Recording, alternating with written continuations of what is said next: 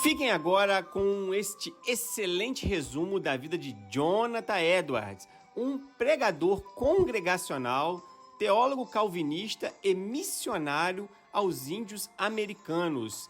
Em seu trabalho teológico muito abrangente, defendeu a teologia reformada e a herança puritana. Deus abençoe.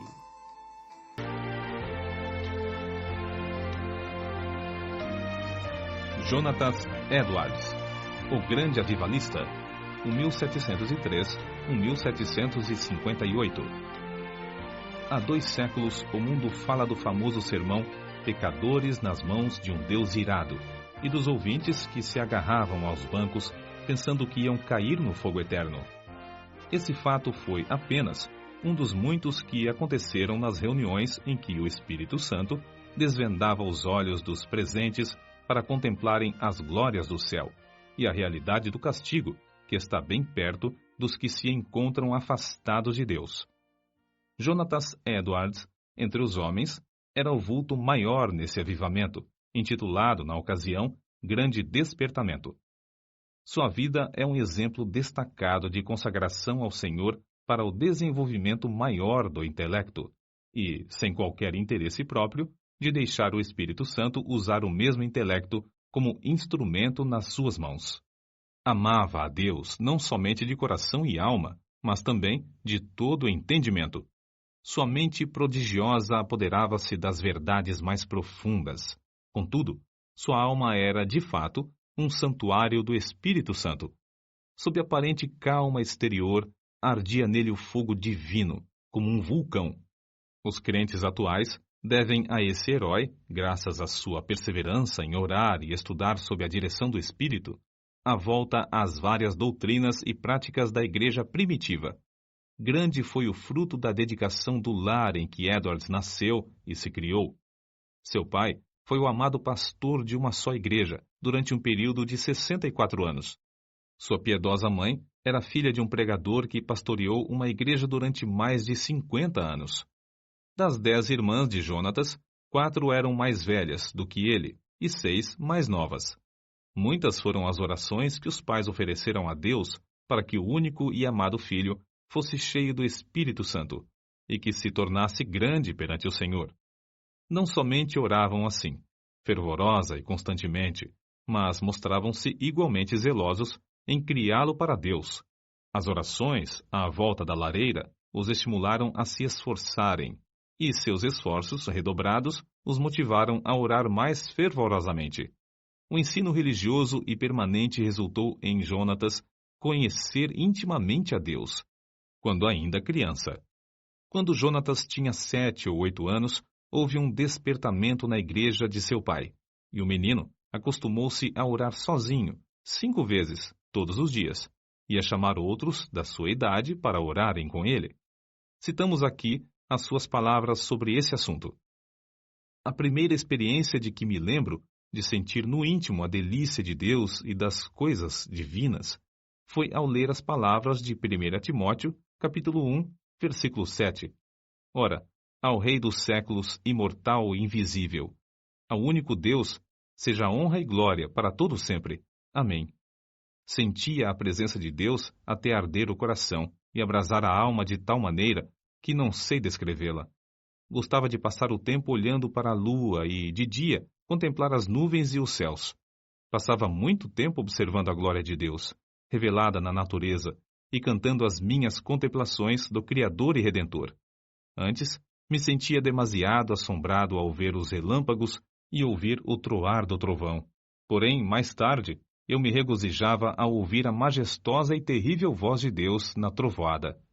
Antes de completar 13 anos, iniciou seu curso em Yale College, onde, no 2º ano, leu atentamente Ensaios sobre o Entendimento Humano, a famosa obra de Locke.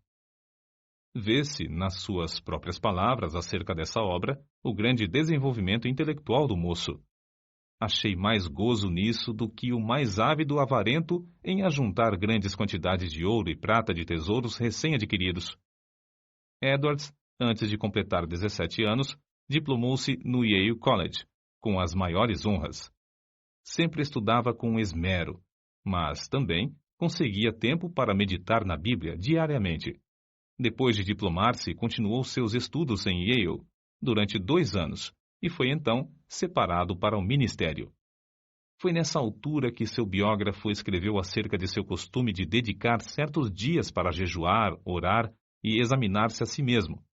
Acerca da sua consagração, com a idade de 20 anos, Edwards escreveu: "Dediquei-me solenemente a Deus e o fiz por escrito, entregando a mim mesmo e tudo o que me pertencia ao Senhor, para não ser mais meu qualquer sentido, para não me comportar como quem tivesse direitos de forma alguma, travando, assim, uma batalha com o mundo, a carne e Satanás, até o fim da vida." Alguém assim se referiu a Jonatas. Sua constante e solene comunhão com Deus, em secreto, fazia com que o rosto dele brilhasse perante o próximo, e sua aparência, semblante, palavras e todo o seu comportamento eram acompanhados de serenidade, gravidade e solenidade. Aos 24 anos, casou-se com Sarah Pierrepont, filha de um pastor, e desse enlace nasceram, como na família do pai de Edwards, 11 filhos. Por ocasião do grande despertamento, ao lado de Jonatas Edwards, estava o nome de Sarah Edwards, sua fiel esposa e ajudadora em tudo. Tal qual seu marido, ela nos serve como exemplo de rara intelectualidade. Profundamente estudiosa, inteiramente entregue ao serviço de Deus, ela era conhecida por sua santa dedicação ao lar, pelo modo de criar seus filhos e pela economia que praticava, movida pelas palavras de Cristo, para que nada se perca. Mas, antes de tudo, tanto ela como seu marido eram conhecidos por suas experiências com a oração. Faz-se menção, destacada, de um período de 3 anos, especialmente, durante o qual, apesar de gozar de perfeita saúde, ficava repetidas vezes sem forças por causa das revelações do céu. A sua vida inteira foi de intenso gozo no Senhor. Jonatas Edwards costumava passar 13 horas todos os dias, estudando e orando. Sua esposa também o acompanhava na oração, diariamente. Depois da última refeição, ele deixava toda a lida a fim de passar 1 hora com a família. Mas que doutrinas a igreja havia esquecido e que Edwards começou a ensinar e a observar de novo com manifestações tão sublimes? Basta uma leitura superficial para descobrir que a doutrina a qual deu mais ênfase foi a do novo nascimento, apresentando-a como uma experiência certa e definida, em contraste com a ideia da Igreja Romana e de várias denominações. O evento que marcou o começo do grande despertamento foi uma série de sermões feitos por Edwards sobre a doutrina da justificação pela fé, que fez os ouvintes sentirem a verdade das Escrituras. O foco de seus sermões era de que toda a boca ficará fechada no dia do juízo, e que não há coisa alguma que, por um momento, evite que o pecador caia no inferno, senão o bel prazer de Deus. É impossível avaliar o grau do poder de Deus derramado para despertar milhares de almas para a salvação, sem primeiro nos lembrarmos das condições das igrejas da Nova Inglaterra e do mundo inteiro nessa época. Quem até hoje não se admira do heroísmo dos puritanos que colonizaram as florestas da Nova Inglaterra?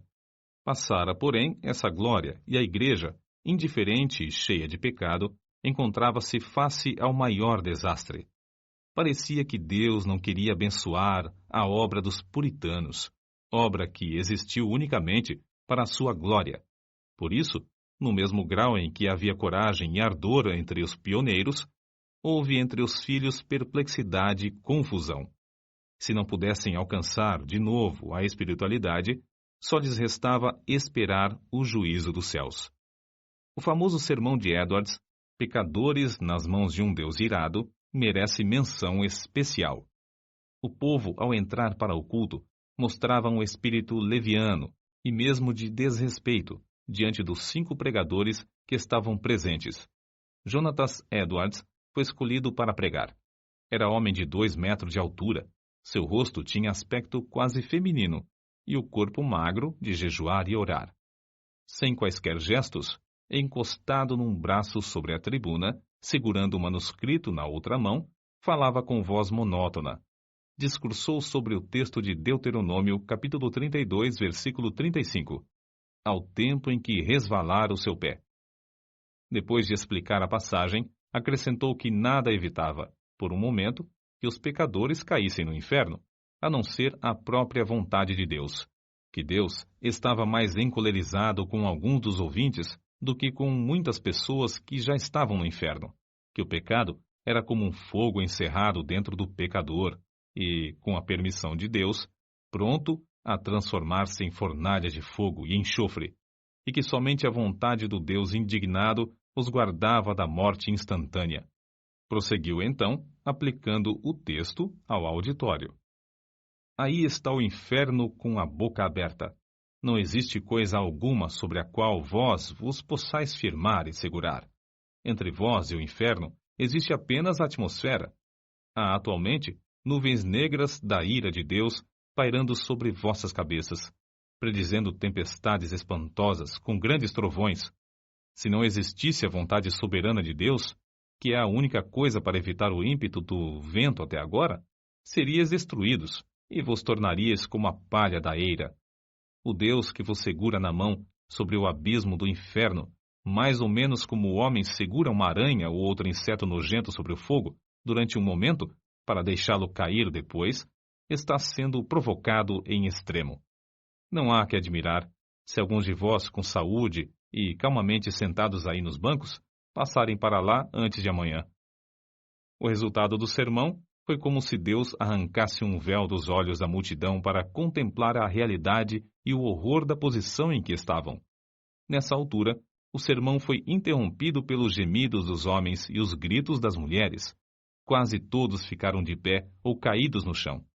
Foi como se um furacão soprasse e destruísse uma floresta. Durante a noite inteira, a cidade de Enfield ficou como uma fortaleza sitiada. Ouvia-se em quase todas as casas o clamor das almas que, até aquela hora, confiavam na sua própria justiça. Esperavam que, a qualquer momento, o Cristo descesse dos céus com os anjos e apóstolos ao lado, e que os túmulos entregassem os mortos que neles havia. Tais vitórias contra o reino das trevas foram ganhas de joelhos. Edwards não abandonara nem deixara de gozar os privilégios das orações, costume que vinha desde a meninice. Continuou a frequentar também os lugares solitários da floresta, onde podia ter comunhão com Deus. Como exemplo, citamos a sua experiência com a idade de 34 anos, quando entrou na floresta a cavalo. Lá, prostrado em terra, foi-lhe concedido ter uma visão tão preciosa da graça, amor e humilhação de Cristo como mediador, que passou 1 hora vencido por uma torrente de lágrimas e pranto. Como era de esperar, o maligno tentou anular a obra gloriosa do Espírito Santo no grande despertamento, atribuindo tudo ao fanatismo. Em sua defesa, Edwards escreveu: Deus, conforme as Escrituras, faz coisas extraordinárias. Há motivos para crer, pelas profecias da Bíblia, que sua obra mais maravilhosa seria feita nas últimas épocas do mundo. Nada se pode opor às manifestações físicas, como as lágrimas, gemidos, gritos, convulsões, falta de forças. De fato, é natural esperar, ao nos lembrarmos da relação entre o corpo e o espírito, que tais coisas aconteçam. Assim falam as Escrituras. Do carcereiro que caiu perante Paulo e Silas, angustiado e tremendo.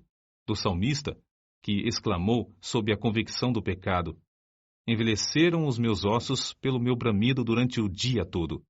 Salmos, capítulo 32, versículo 3. Dos discípulos que, na tempestade do lago, clamaram de medo. Da noiva do Cântico dos Cânticos, que ficou vencida pelo amor de Cristo até desfalecer. Certo é que na Nova Inglaterra começou, em 1740, um dos maiores avivamentos dos tempos modernos. É igualmente certo que este movimento se iniciou não com os sermões célebres de Edwards, mas com a firme convicção deste de que há uma obra direta que o Espírito Divino faz na alma humana. Note-se bem, não foram seus sermões monótonos, nem a eloquência extraordinária de alguns como George Whitefield, mas, sim, a obra do Espírito Santo no coração dos mortos espiritualmente, que, começando em Northampton, espalhou-se por toda a Nova Inglaterra e pelas colônias da América do Norte, chegando até a Escócia e a Inglaterra. No meio de uma época da maior decadência, a Igreja de Cristo, entre a população escassa da Nova Inglaterra, despertou e foram arrebatadas de 30 a 50 mil almas do inferno, durante um período de 2 a 3 anos.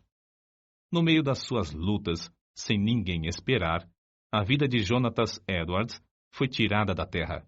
Apareceu a varíola em Princeton e um hábil médico foi chamado da Filadélfia para inocular os estudantes. O nosso pregador e 2 de suas filhas foram também vacinados. Na febre que resultou, as forças de nosso herói diminuíram gradualmente até que, um mês depois, faleceu. Assim diz um de seus biógrafos. Em todo o mundo onde se falava o inglês, era considerado o maior erudito desde os dias do apóstolo Paulo ou de Agostinho. Para nós, a vida de Jonatas Edwards é uma das muitas provas de que Deus não quer que desprezemos as faculdades intelectuais que Ele nos concede, mas que as desenvolvamos, sob a direção do Espírito Santo, e que as entreguemos desinteressadamente para o seu uso. Obrigado por assistir o nosso vídeo, e detalhes como o nome do autor, o livro, a página estão na descrição. Se gostaram e querem ajudar o nosso canal a crescer, considere se inscrever, dar um like, compartilhar e deixe aí nos comentários o que achou do nosso vídeo. Agradecemos e Deus abençoe.